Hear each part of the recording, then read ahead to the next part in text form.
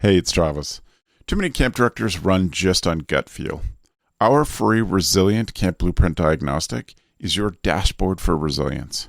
Take it today at camp.mba/Travis. Again, that's camp.mba/Travis. Does summer camp need a union? This is CampHacker. Come find our show notes and our blog for camp directors and leaders at camphacker.tv.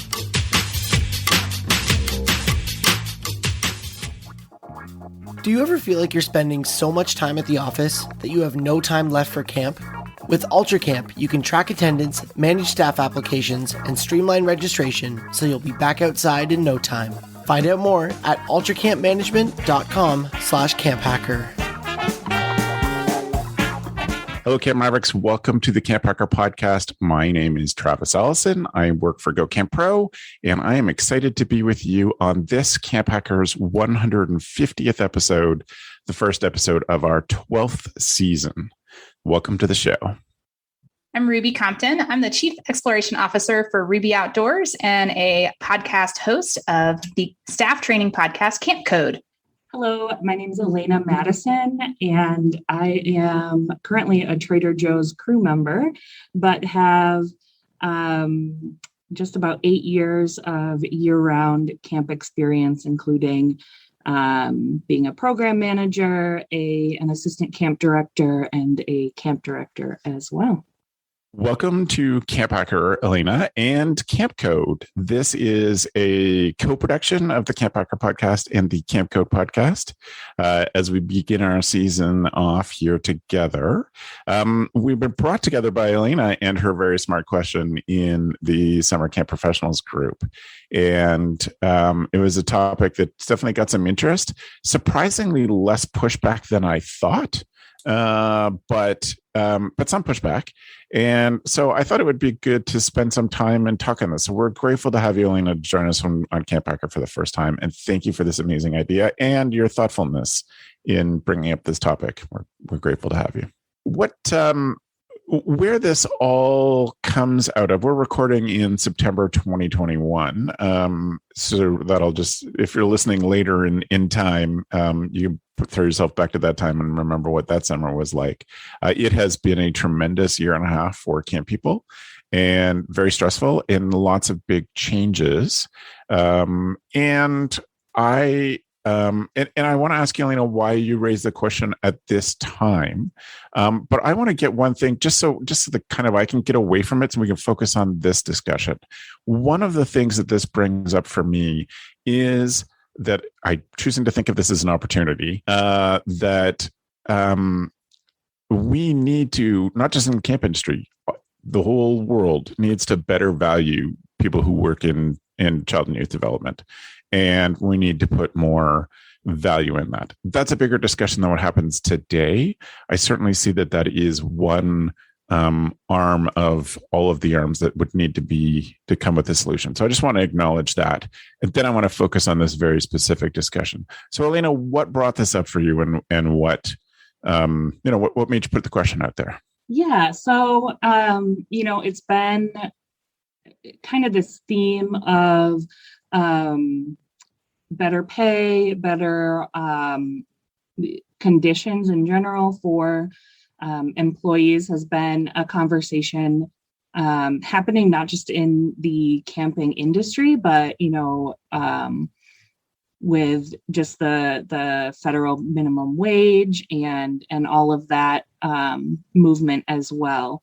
So I think that partially is part of what was on my mind, and then also just hearing from other camp professionals, as well as hearing about traumatic experiences, basically, or not being supported by their employers, or being let go, and then also having a traumatic experience of my own that kind of led me to realize that in the last in the last 2 years, a year and a half or so, lots of things have changed, kind of globally.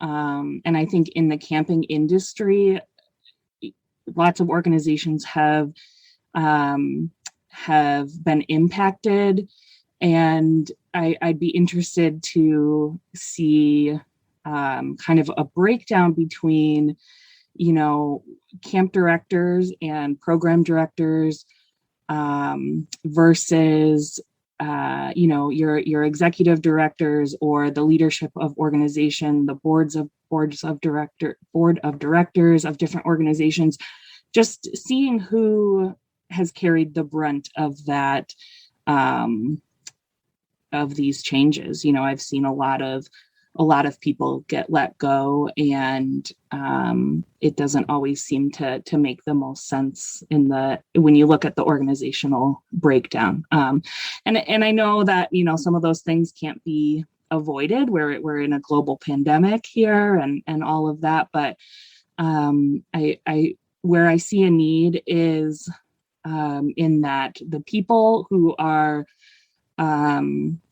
really in charge of big decisions aren't always the people that are involved in the day-to-day, don't always see those 60 plus hours, you're working, even in the off season.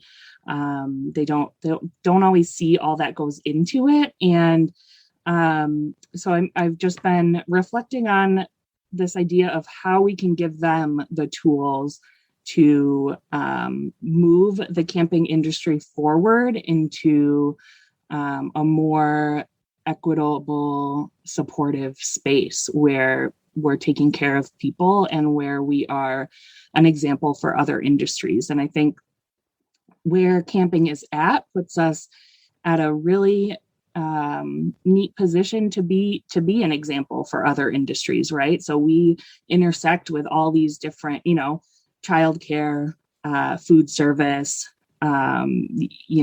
therapeutic interventions, all these different industries that also could be impacted by a move to more equitable practices in camping. So that's kind of a little bit of the background behind my thoughts. And yeah.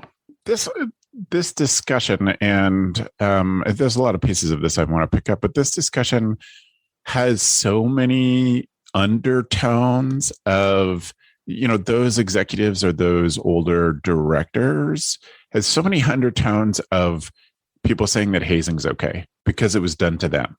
It's like, well, I did that many hours, and, it has so many undertones of that I find pretty gross.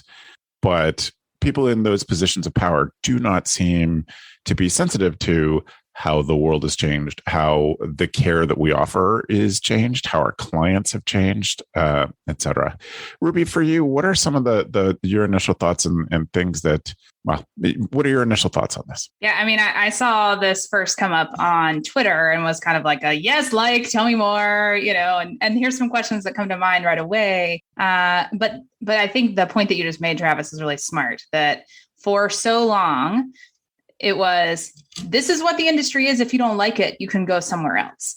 And we are very much a churn and burn industry that we can hire the next great camp leader. And if in 4 years they leave, that's fine. There's going to be people lined up to take their position. That's not the case anymore. And we saw that in 2018 and 2019. We were starting to already see this, like, oh, I can't staff my camp. And then throw in a global pandemic. And everybody kind of realized, like, whew, it does not have to be this way. And the number of folks that I know that have left camping in the last 2 years is a lot. Yeah, it's stunning. So many folks. And I just don't think that we're just going to recover without some pretty big changes. And I work for an outdoor ed program that we had a week of a backpacking program that we couldn't run because we couldn't staff it. And that was what it came down to. And the school said, we're not comfortable with your staffing plan. And we're like, well, that's all we got. So I think you're going to see more and more programs running into that. And I think what's also so frustrating about it is there are lots of different camps and lots of camps that are tied into bigger organizations, and there's lots of red tape in some of those. But there are also camps that are small and nimble and can pretty much make any decision that they want. And that's where I find it particularly frustrating that we're not seeing some of these changes happen. And we have to, as an industry, make some of these changes all together, because that one camp that's over there paying way more than everybody else, or giving way more benefits to their staff, or charging way more to the parents, or seeking out creative funding, they can't be the only one doing it. So if they're the only ones doing it, it's not going to take hold. So we have to think creatively going forward. And there are pockets and, particular examples that come up that people that you would recognize as speakers that run camps that frequently speak, but are also camp owners and leaders who are paying a good wage to seasonal staff in very tough industries. Now, their parents are, it's coming from what the parents pay is that difference, but they are willing to put a stake in the ground and say, well, and this is the thing that always frustrates me too, is your life would be so much easier if you paid your staff well, in leadership or as an owner. People just ignore, and this is so much about camp, and this is why I have talked on the show and in lots of other programs that I've done about people understanding the value of their time, what an hour of your time as a camp leader is worth, because people do not understand, people ignore how much expectations is put on people's time that they are not being compensated for properly. Are there other problems or things, Elena, that come up for you? I want to talk about, what we can do about it. But some other problems that we haven't really touched on that you've been thinking about? Yeah. So I think a great kind of idea or way to look at this is kind of where we want to be in the future, where the industry wants to go and where it is currently going.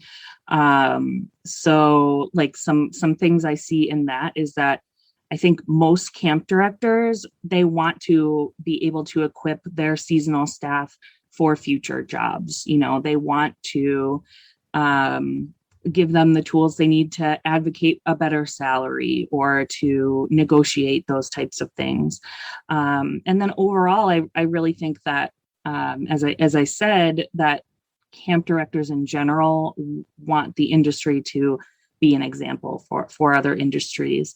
In thinking about ways to get there, I think, an idea I've had is thinking about the ways that camp directors can ask organizations like the American Camp Association to support us. And that might look like changing some accreditation standards to include these types of things, or just providing a guide to those people in leadership or in the decision-making arenas to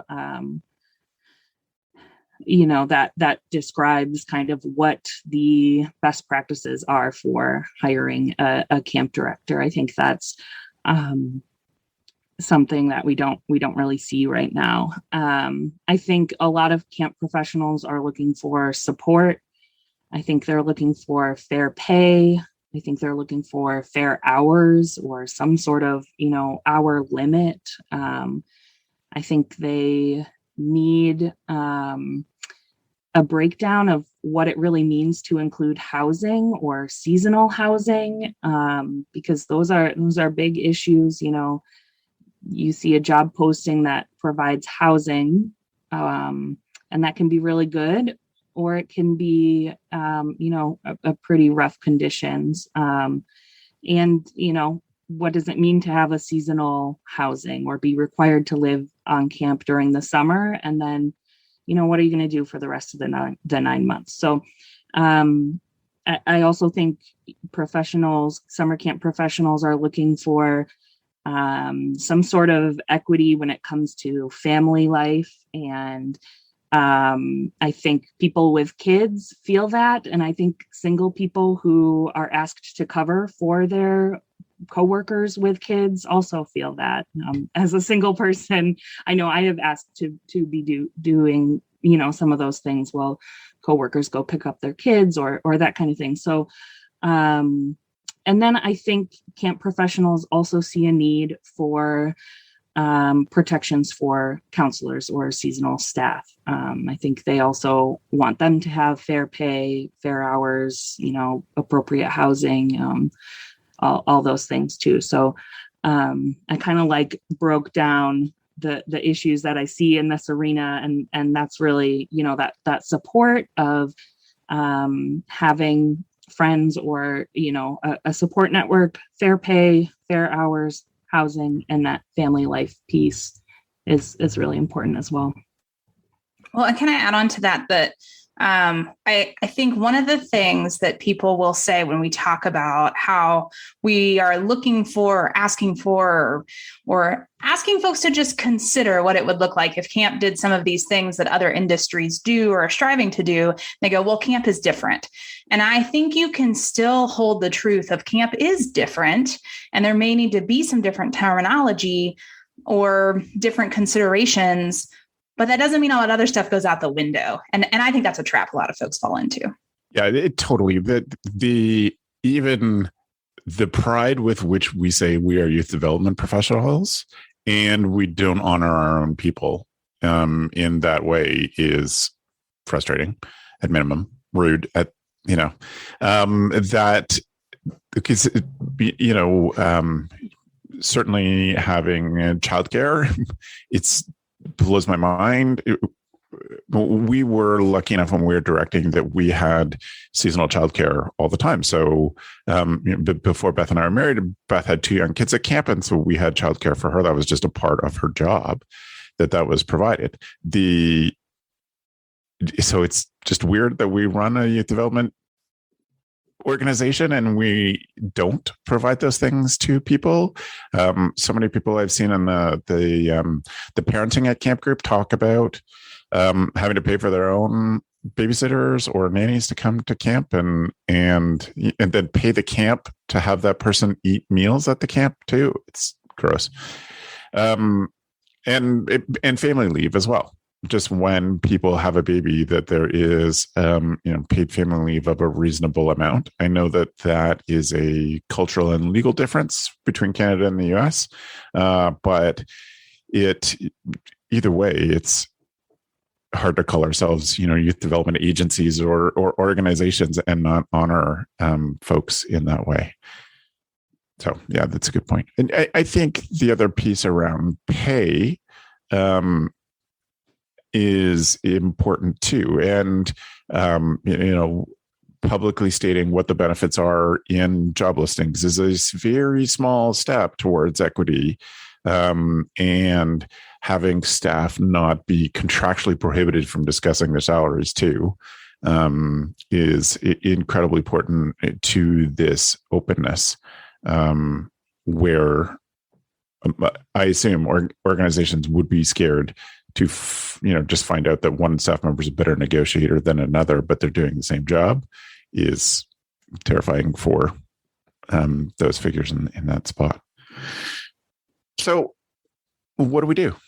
Yeah. So I've obviously been thinking a lot about this. It doesn't sound like what we need is going to actually be a union, literally, but I do think we need some sort of organization for camp directors and for, other summer camp professionals as well, but focused on kind of gathering and putting together these best practices around hiring and benefits and all of that. And something also where we can help our counselors and seasonal staff advocate for themselves as well. And I think that is sort of a subpart to what I have in mind, where we can kind of build this structure so that counselors can join it from their individual camps and have that opportunity. And I'd also love for part of that to be them creating some type of report about their summer and their experience working at that specific camp, so that the next year when hiring comes around, potential counselors or staff members can look up where that camp falls on these certain issues. I think that's something that could be helpful, but mainly my goal would be to get some of these bigger organizations to recognize and see the need for some sort of either addition to accreditation or something that really notates how important this is. And so that would kind of be something that I have in mind. Would be we would advocate for better wages and more fair conditions across the industry. We would kind of collect information or that kind of thing to let people know what a summer at camp would look like. Those kinds of things. Yeah. We file this under information wants to be free. There's a lot of tools these days for sharing more information about your work conditions, about salary, etc. Something like Glassdoor.com is common in other industries, that people will report their salaries and the conditions that they work under there. So it helps other people decide whether or not they want to work for that organization. If camps aren't looking for themselves on Glassdoor.com, they're missing some things. But that is a spot, because I think some of the stuff is this. I don't think we have to build it from scratch, I guess is what I'm trying to say. There are tools out there. There is no doubt that a lot of the growth of this will likely come from private chats and little ad hoc things that people set up to start to coordinate and gather information. But there are places that some of that stuff comes out too. Yeah, I mean, I can say in our area in Western North Carolina, there's a lot of camps, and we have a pretty active emerging professionals in camping group.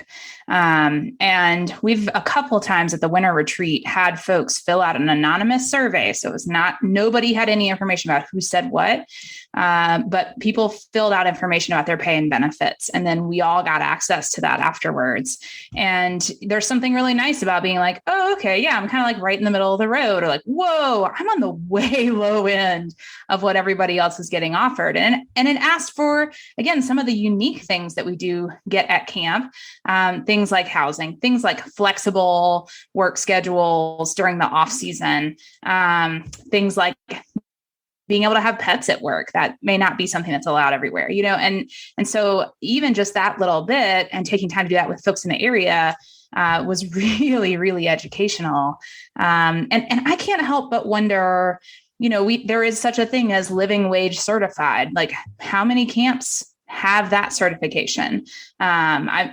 It's something I would notice if I saw it on a job description, I think, for a camp job. And so I wonder if that's something that more camps maybe want to look at pursuing, or, as Alana is saying, is there some kind of special living wage certified or working condition certified or something that needs to be developed that can be, it's going to be more paperwork, but a seal of approval that can say, like, this has been reviewed by outside folks, and what we're doing, we're doing all the things we're saying we're doing, and this is hospitable to a professional's growth and well-being. Yep, definitely. And I think that because our audience through Camp Code and CampHacker is both senior administration down to people who want to work full-time in the industry but aren't yet, everybody needs to understand that this is a seller's market, that staff have more power, and this history of pushing people to only put clients first to their own, to the staff's detriment, it's not going to be possible for organizations to continue to be successful if they aren't aware of these issues and more sensitive to them. As we wrap it up, Ruby, is there a final thought or something that you've been thinking of to put a bow on this for you? I just want to throw out two other jobs that are kind of similar to camp, have a lot of similarities. The first one is touring roadies. So the people who go on tour with a band that's traveling for 3 months or whatever during the summer, let's say, and that they do have a union for these stagehands and the folks that are putting all the tech stuff together and traveling with the band, and they get per diems for food and all that sort of stuff. And so I think that that's one place that if you're like, okay, what might this look like, especially for a seasonal kind of short-term job, I think that's one industry that you could look in and see some of the practices they're doing. Another one, and I'm like kind of ashamed to admit this, but I've been watching a lot of Below Deck over the last couple of months.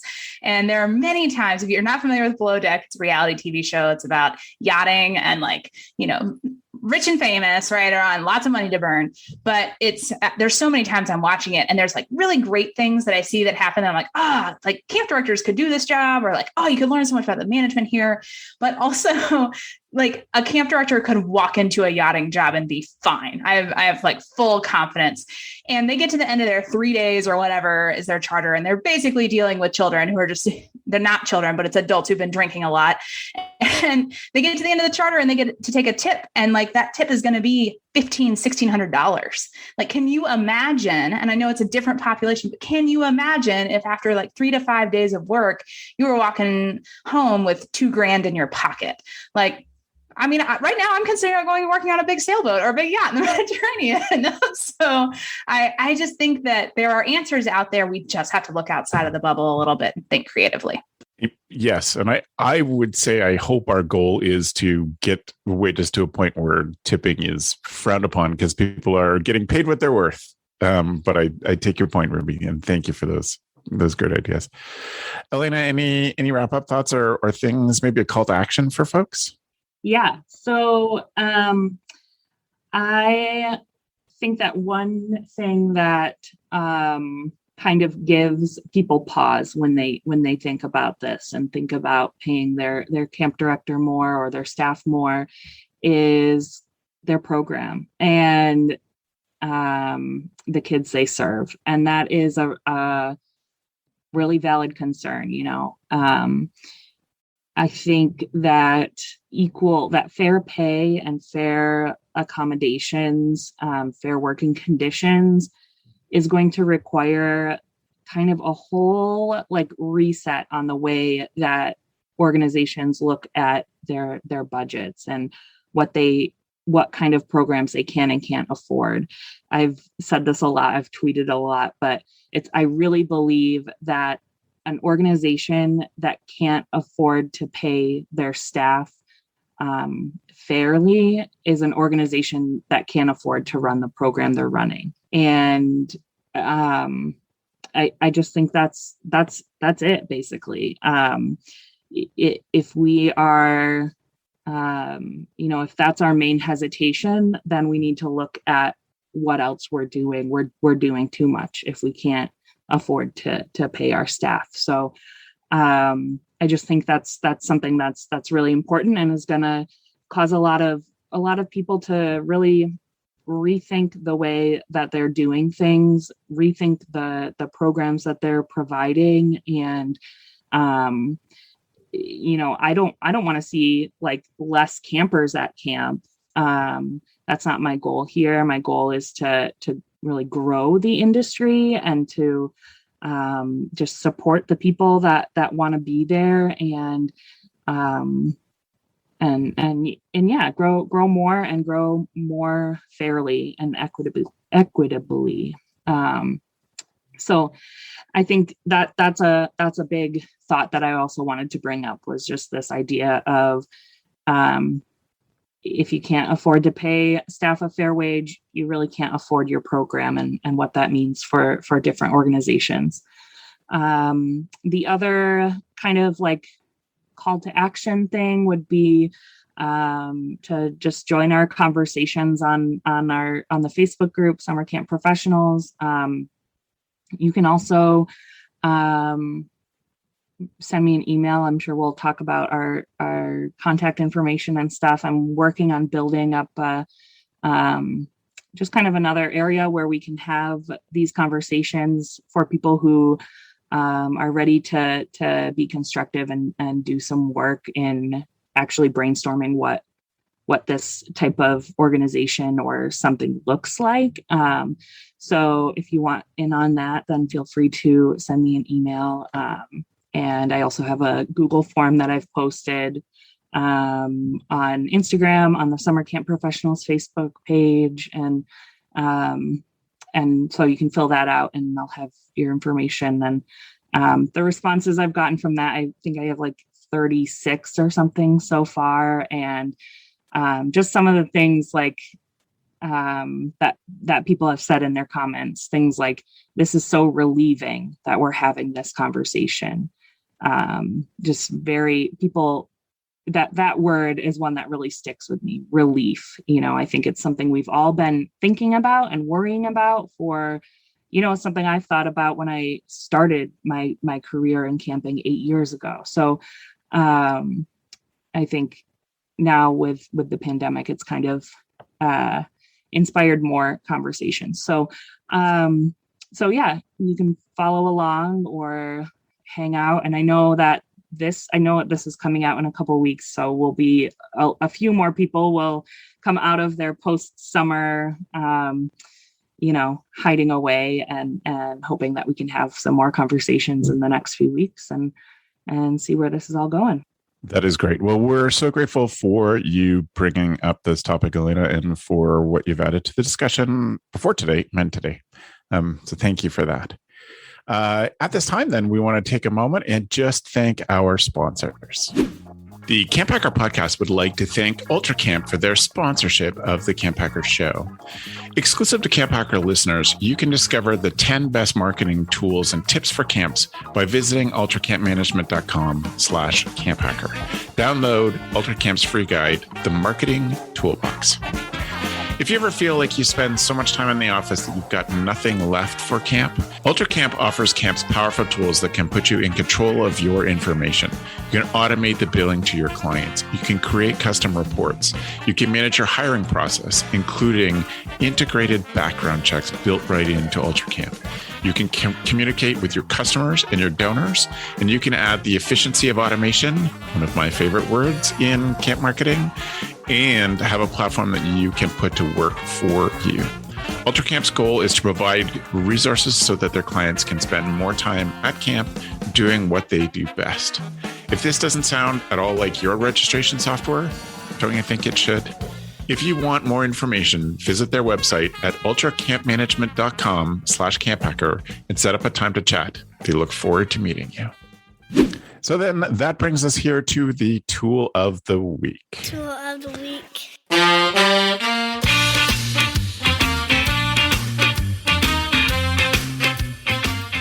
If you're joining us for the first time because you love what Alana's doing and you are following her journey, and this is your first time listening to a CampHacker podcast, or you're a Camp Code listener and checking out CampHacker for the first time, we ask each of our co-hosts to bring a tool of the week, something that makes their jobs or their lives a little better. And it's often related to the career, but not solely related to the career. So we have some fun tools to talk about today. Ruby, would you mind going first, please? Yep. So during the pandemic, one of the skills that I've crafted is or honed is meal planning and making a giant grocery list and going only like once every couple weeks. And so as you meal plan, you get kind of burned out on thinking of ideas. So finally I was like, I'm just going to make a big list of all the meals that I am willing to cook. And they're sorted by protein. Obviously the proteins can be swapped around, but there's, just some that typically go with a certain protein. But this is really the tool, which is if I look at that list and I go, I don't want to cook any of this stuff. then it's my responsibility to look up a new recipe. So that has been a really good strategy for incorporating something new periodically, but also making my life a little easier when I'm trying to put together a meal plan. Right on. That's great. Thank you, Ruby. Alana, what's your tool? Yeah, so my tool are my headphones. They are Power Beats. I bought them on Amazon. I got an iPhone a few months ago and did not want AirPods because I was so worried I was going to lose one because there's nothing connecting them to anything. So I bought a pair of Power Beats, which are Beats headphones, and they're the little earbud, but they're connected by the wire that goes, connects each of them together. I use them all the time. They stay charged for about a week for me. Apparently it's about 15 hours of playtime. And I use them all the time. I walk my dogs, twice a day, and I'm always wearing headphones around the house and that kind of thing. So definitely suggest those if you are in the market for some new headphones. Excellent. And the headphones and my tool of the week will be available at camphacker.tv/podcast, where you can find our show notes from this and other episodes. I'm going to do my tool of the week. If you're not watching us on YouTube, I am holding up a gray plastic plug-in thing that is an electric knife sharpener. And I love it for kitchen knives and cutting stuff, but I also have sharpened the knife in my go bag. I am the kind of person who carries a pocket knife, which I keep super sharp. And I was trying to learn how to use a whetstone properly and properly hone knives, and it was fine. I was lucky enough to spend a small piece of an inheritance on my very first professional chef's knife, and I could not keep that sharp. And so I was reading around and I saw this and I was like, yeah, that's what I need. And so every knife in the house is super sharp now. If you wanted to keep it in your camp office and keep your pocket knives and your tripper's knives sharp, and the rescue knives that people keep on their jackets, you might be a very popular person at camp if you had one of these work sharp combo knife sharpeners. I recommend that for my tool. The chef at one of the outdoor ed programs I worked for used to always sharpen his knives every week, right as the parents arrived. He would do it right in the window that looked into the kitchen. It was like, don't mess with Johnny. That is so great. That is awesome. Well, I want to thank you both for being a part of this discussion, giving up some time to commit to the community. I'm so grateful for all that both of you have done for the camp community and your contributions to raising the discussion. Alana, I wanted to spend just a quick sec before we let you go and just ask a couple of questions. How did you get started at camp? Not necessarily as a job, but how did you get started at camp as a kid, if you did? Yeah. So I did grow up going to camp. I actually, when I was too young to go to camp, I went with my parents to drop my older sister off, and I wanted to stay very badly. I was very sad that I was not staying. So I like to imagine myself there around all these girls, because it was an all girls camp, all these girls who are already homesick, not wanting to leave their moms, very sad. And then me there, very sad that I can't stay at camp. So I started going as young as I could, and just loved being there, loved being outside, loved the energy, loved everything about it. And as I grew up, I went through the CIT program, was a counselor, unit leader, all of that. Eventually became the assistant director year round as at the camp I grew up at, and really loved doing that. And then took another job out in Iowa and was there for a few years, and then was also briefly a camp director in Vermont for a few months as well. So yeah. If you think back on some of the camp leaders that you most looked up to, why did you look up to them? Mm-hmm. Yeah, I think I looked up to them because they were honest, they were open, they were compassionate and energetic, and I really, loved being around them and felt seen and heard around them. Yeah, that's perfect. That's perfect. Well, Lena, I am so grateful again for you to bring up this topic and for joining us to talk about it here today on Camp Code and CampHacker. Thank you. Yeah, thank you. If people want to follow up, they want to fill in your form. So specifically in the form, you're just looking for people who are interested in expanding this discussion. Is that correct? They want to be involved in this discussion going forward. Okay. Yes. Very low commitment. I'm not asking anybody to be the president of an organization or anything yet. Just people who are more interested in hearing more, maybe being on the email list, or interested in hearing what's going on. So, yeah. Great. That's great. So we will post a link to that in the show notes at camphacker.tv/podcast, and at Ruby's link, where the show notes are for Camp Code. Ruby, I don't know the URL off the top of my head. I'm sorry. What's your Camp Code URL? If you go to camphacker.tv/campcode, we'll get you there. There you go. Perfect. Alana, if people want to get in touch with you otherwise, how do they do that? Yeah, you can follow me across platforms at AM Matteson, Matteson 1. So there's 2 M's in there. 2 M's and 2 T's? Yeah. Yep. Great. And I'm on, that's Instagram, Twitter, TikTok, all of those. So, yeah. That's great. Thanks again for being here, Alana. Yeah, thank you so much. I'm a big fan of CampHacker and always love spending time with you both. So happy to be here. That's great. Thank you. Ruby, if people want to get in touch with you? For sure. You can send me an email, ruby@rubyoutdoors.com. You can find me on Instagram at rubyoutdoors. And you can also follow me on Twitter at rubylyn85. Awesome. Thanks for being here, Ruby. And thanks for combining for this first show of the season. So good. So good. All right on.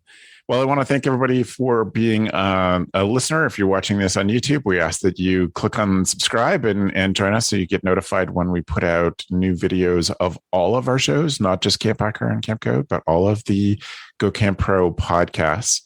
At this time, I thought I would institute a new idea. I want to take just a second and highlight some of the other shows from our network. And today, in particular, I want to encourage you to check out a show called First Class Counselors.